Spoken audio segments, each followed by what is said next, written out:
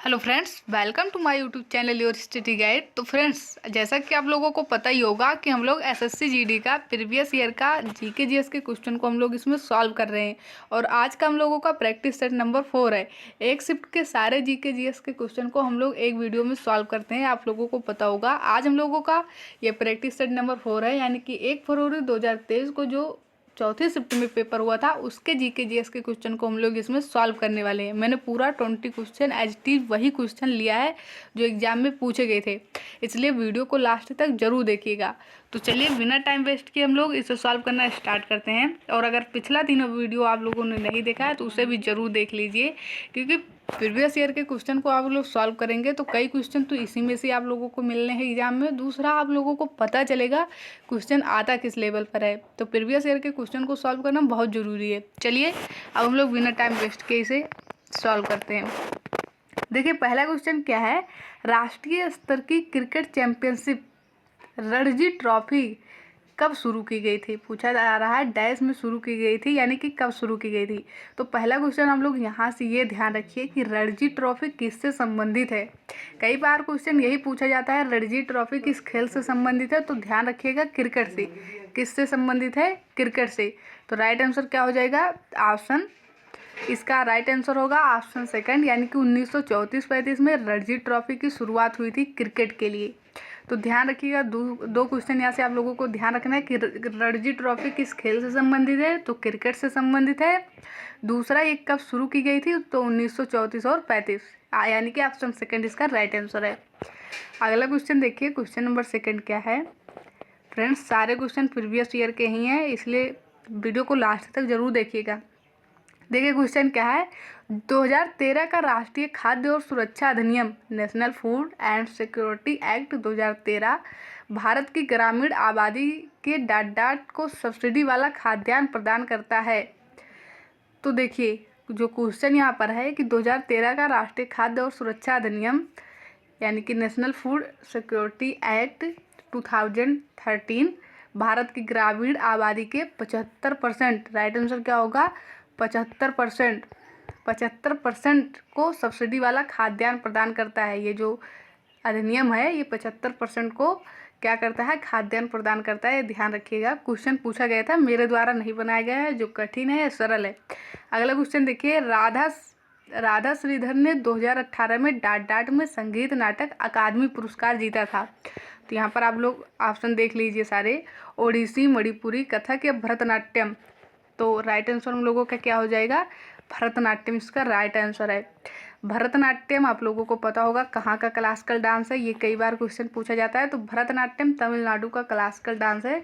और पूछा जाता है कि सबसे पुराना क्लासिकल डांस कौन सा है, तो भरतनाट्यम ही है, ये भी ध्यान रखिएगा। 2000 पुराना है, सबसे नया सत्रिय है और सबसे पुराना भरतनाट्यम है। तो राधा श्रीधर ने 2018 में संगीत नाटक अकादमी पुरस्कार किस में जीता था, तो भरतनाट्यम में। भरतनाट्यम क्लासिकल डांस कहाँ का है? तमिलनाडु का है। अगला क्वेश्चन देखिए, क्वेश्चन नंबर 4 क्या है। क्वेश्चन नंबर 4 है, किसने भारत के 50वें मुख्य न्यायाधीश के रूप में शपथ ली है। देखिए 50वें तो मुख्य न्यायाधीश भारत के कौन थे, तो डीवाई चंद्रचूड़ आप लोगों को पता होगा ये थे। लेकिन अब इस बार 50वां नहीं पूछा जाएगा, 91वां पूछा जाएगा। आप लोगों को पता होगा कि 8 नवंबर को डीवाई चंद्रचूड़ जी ने अपने पद से रिटायर दे दिया है, यानी कि रिटायर हो गए हैं। अब 91 कौन बने हैं? जस्टिस संजीव खन्ना बने हैं। कौन बने हैं? जस्टिस संजीव खन्ना। नाम आप लोग ध्यान रखिएगा, इस बार ये क्वेश्चन जरूर आने वाला है। करंट का क्वेश्चन बनेगा कि भारत के 91 मुख्य न्यायाधीश कौन बने हैं, तो कौन बने हैं? जस्टिस संजीव खन्ना जी, यानी कि न्यायमूर्ति संजीव खन्ना। डीवाई चंद्रचूड़ 50वें थे, लेकिन 91 अभी हाल ही में बने हैं 11 नवंबर को। तो ये क्वेश्चन मोस्ट इंपॉर्टेंट है, ध्यान रखिएगा। अगला क्वेश्चन देखिए, द्रोणाचार्य खेल पुरस्कार डाट डाट को दिया जाता है, तो किसको दिया जाता है? ये टीम के कोच को दिया जाता है। द्रोणाचार्य खेल पुरस्कार किसे दिया जाता है? टीम के कोच को दिया जाता है। ये राइट आंसर होगा ऑप्शन 4 इसका। द्रोणाचार्य खेल पुरस्कार किसे दिया जाता है? टीम के कोच को दिया जाता है। अगला क्वेश्चन देखिए, शिशु देखभाल संस्थान का कोई भी प्रभारी या कार्यरत कोई भी व्यक्ति जो बच्चे को शारीरिक दंड देता है वो डांट के अंतर्गत उत्तरदायी होगा। तो जो बच्चों को यानी कि जो शिशु देखभाल संस्थान का कोई भी प्रभारी या कार्यरत कोई भी व्यक्ति है जो बच्चे को शारीरिक दंड देगा वो किशोर न्याय अधिनियम के अंतर्गत आता है। यदि कोई व्यक्ति बच्चे को यानी कि शिशु देखभाल संस्थान के अंतर्गत यदि वो आता है और वो यदि बच्चे को शारीरिक दंड देता है तो किशोर न्याय अधिनियम के अंतर्गत आएगा, यानी कि उसके प्रति उत्तरदायी होगा। अगला क्वेश्चन देखिए, क्वेश्चन नंबर 7 क्या है? क्वेश्चन नंबर 7 है, संविधान से क्वेश्चन है, नगर पालिकाओं की शक्ति, प्राधिकार और उत्तरदायित्व किस अनुसूची के अंतर्गत आते हैं? आप लोग ध्यान रखिएगा कि मूल संविधान में 8 अनुसूची थे, लेकिन बाद में 4 अनुसूची और बढ़ाई गई और वर्तमान में कितनी अनुसूची हो गई है? 12। तो वर्तमान में 12 अनुसूची है, लेकिन पूछा जा रहा है कि नगर पालिकाओं को वर्णन किस अनुसूची में किया गया है? तो राइट आंसर हो जाएगा ऑप्शन 4 12वीं अनुसूची में। आप लोगों को हम सारी अनुसूची बता देते हैं, एक बार सुन लीजिए, कुछ ना कुछ तो ध्यान में रहेगा ही। पहली अनुसूची की बात करें तो उसमें राज्य की परिभाषा दी गई है। दूसरी अनुसूची की बात करें तो उसमें क्या दिया गया है? वेतन और भत्ते का वर्णन किया गया है। अनुसूची 3 में शपथ का वर्णन किया गया है। अनुसूची 4 में राज्य की सीटों का बात किया गया है। अनुसूची 5 में बात करें तो किसका वर्णन है? अनुसूचित जाति एवं जनजातियों का। अनुसूची 6 में बात करें तो केवल जनजातियों का वर्णन है। अनुसूची 7 में हम लोग बात करें तो उसमें समवर्ती सूची, संघ सूची और राज्य सूची का वर्णन किया गया है। अनुसूची 8 की हम लोग बात करें तो भाषाओं का वर्णन किया गया है। आप लोगों को पता होगा यानी कि संविधान में पहले 14 भाषाएं दिया गया था, लेकिन बाद में इसे बढ़ाकर 22 कर दिया गया। और 8 अनुसूची तो ये हमारे मूल संविधान में थी, जो अगर आप लोग नोट करना चाहें तो नोट कर लिए होंगे। और दूसरा 4 यानी कि 4 सूची और बढ़ाई गई। 9वीं अनुसूची आप लोगों को पता होगा भूमि सुधार से संबंधित है। 10वीं अनुसूची दल बदल से संबंधित है। 11वीं अनुसूची पंचायत से और 12वीं अनुसूची नगर पालिका से। तो हमारा क्वेश्चन यही था कि नगर पालिकाओं की शक्तियाँ, प्राधिकार और उत्तरदायित्व किस अनुसूची के अंतर्गत आते हैं? तो 12वीं और 11वीं भी मोस्ट इम्पॉर्टेंट है, पंचायत से संबंधित है और बहुत बार ये भी क्वेश्चन पूछा गया है। आइए क्वेश्चन नंबर 8 देखते हैं हम लोग। क्वेश्चन नंबर 8 क्या है? पश्चिमी समशीतोष्ण चक्रवातों के कारण सर्दियों के महीने में डैश की उपलब्धता रबी फसलों की मदद यानी रबी फसलों की सफलता में मदद करती है।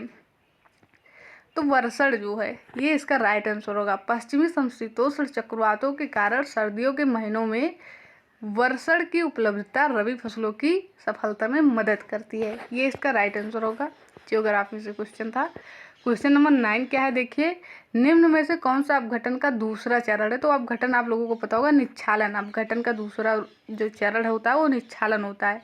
अगला क्वेश्चन देखिए, कौन सा भारतीय संगठन देश में गरीबी पर डेटा एकत्र करने के लिए जिम्मेदार है?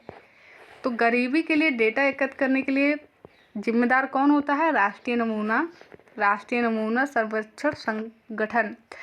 क्वेश्चन क्या था हम लोगों का कि देश में गरीबी का डेटा एकत्र करने के लिए कौन उत्तरदायी होता है, ये कौन करता है? तो राष्ट्रीय नमूना सर्वेक्षण संगठन, ये इसका राइट आंसर है।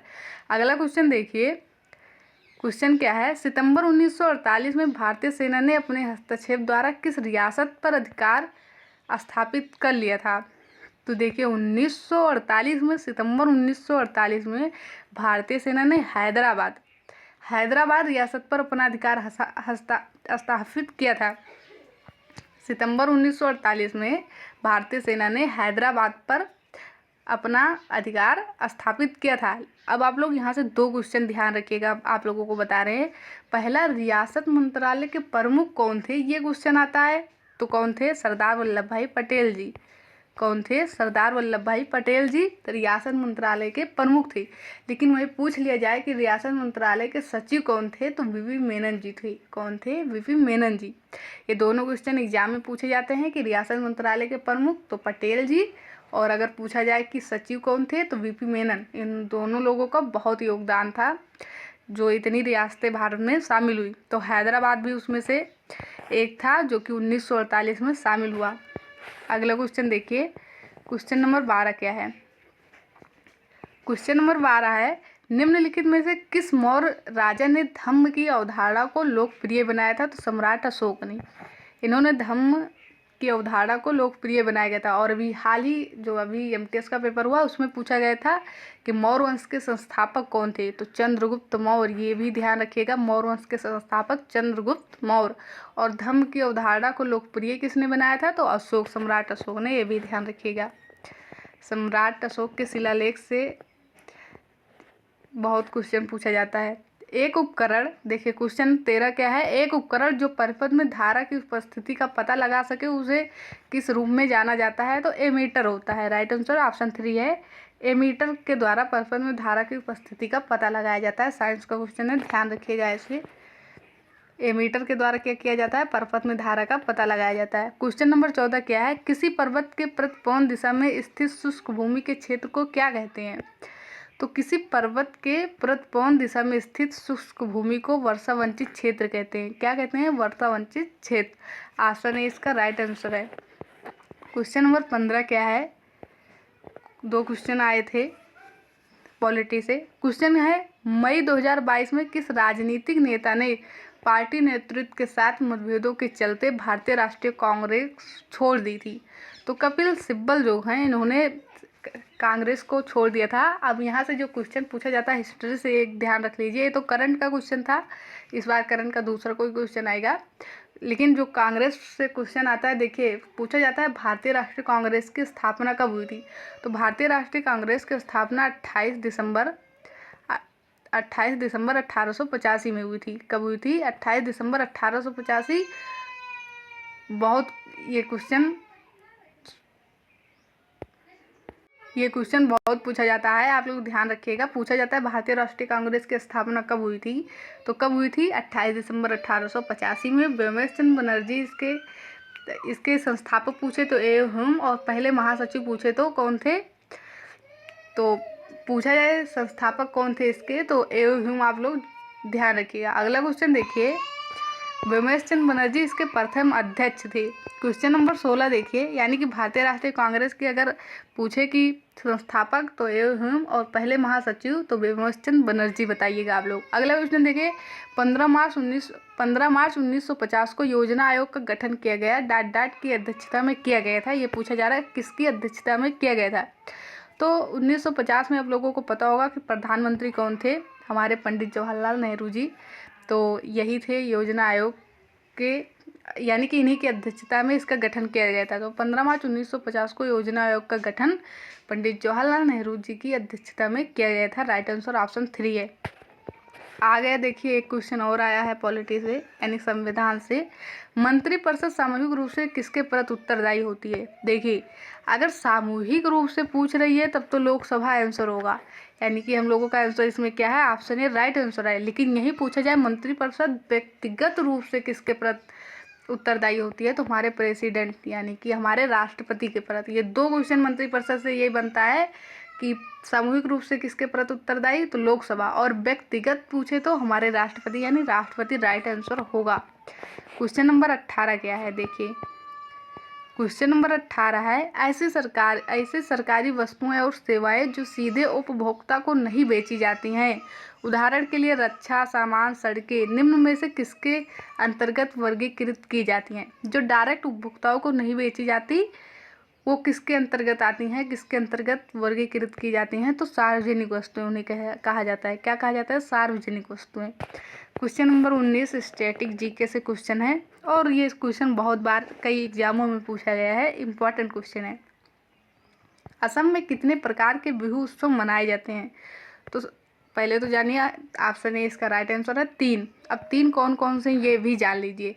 असम में कितने प्रकार के बिहू उत्सव मनाए जाते हैं? तो 3। कौन कौन से? वो रोंगाली बिहू, कटी बिहू और माघ बिहू। ये 3 हैं, जो 3 प्रकार के बिहू उत्सव हैं जो मनाए जाते हैं। कहाँ? असम में। कई बार तो ये क्वेश्चन पूछा जाता है कि बिहू कहाँ का उत्सव है? तो सबसे पहले तो ध्यान रखिएगा असम। फिर ये क्वेश्चन बनता है कि कितने प्रकार के बिहू होते हैं? तो 3 प्रकार के, रोंगाली बिहू, कटी बिहू और माघ बिहू। ऐसे छऊ है, छऊ मोस्ट इम्पॉर्टेंट है। ये छऊ कहाँ का है? पहले तो छऊ ये भी पूछा जाता है कि छऊ कितने प्रकार का होता है, तो 3। कौन कौन सा? पुरुलिया छऊ, मयूरभंज छऊ और एक और है। 3 प्रकार के होते हैं छऊ, मयूरभंज छऊ, सरायकेला छऊ। इम्पॉर्टेंट है, ये भी ध्यान रखिएगा। उड़ीसा का है छऊ, पूछा जाता है कहाँ का है, तो उड़ीसा का छऊ है और 3 प्रकार के होते हैं, पुरुलिया छऊ, मयूरभंज छऊ और सरायकेला छऊ। ये 3 है, ध्यान रखिएगा। और बिहू भी 3 है, रोंगाली बिहू, कट्टी बिहू और माघ बिहू। अगला क्वेश्चन सबसे लास्ट क्वेश्चन है, कालजयी कृति हस्तलक्षण दीप का किस भारतीय शास्त्रीय नृत्य शैली से संबंधित है? कथकली से संबंधित है। ये सारे क्वेश्चन तो रटने वाले होते हैं, क्योंकि ऐसे क्वेश्चन बन जाते हैं इससे कि ये रटने ही पड़ते हैं। कालजयी कृति यानी कि हस्तलक्षण दीप का किस भारतीय शास्त्रीय नृत्य शैली से संबंधित है? तो कथकली। यहाँ से आप लोग 2 क्वेश्चन ध्यान रखिएगा, एक कथकली और एक मोहिनीअट्टम पूछा जाता है। ये दोनों कहाँ के क्लासिकल डांस है? तो केरल के, ध्यान रखिएगा। मोस्ट इम्पॉर्टेंट है, पूछा जाता है। तो वीडियो पसंद आया हो आप लोगों को तो वीडियो को लाइक ज़रूर करिए, चैनल को सब्सक्राइब करिए, फ्रेंड्स को शेयर करिए, क्योंकि अगला इससे जो हम नेक्स्ट वीडियो डालें आप लोगों तक ज़रूर पहुँचे। तो वीडियो पसंद आया हो तो वीडियो को लाइक ज़रूर करिएगा, कमेंट बॉक्स में ज़रूर बताइए। Thank you for watching this video.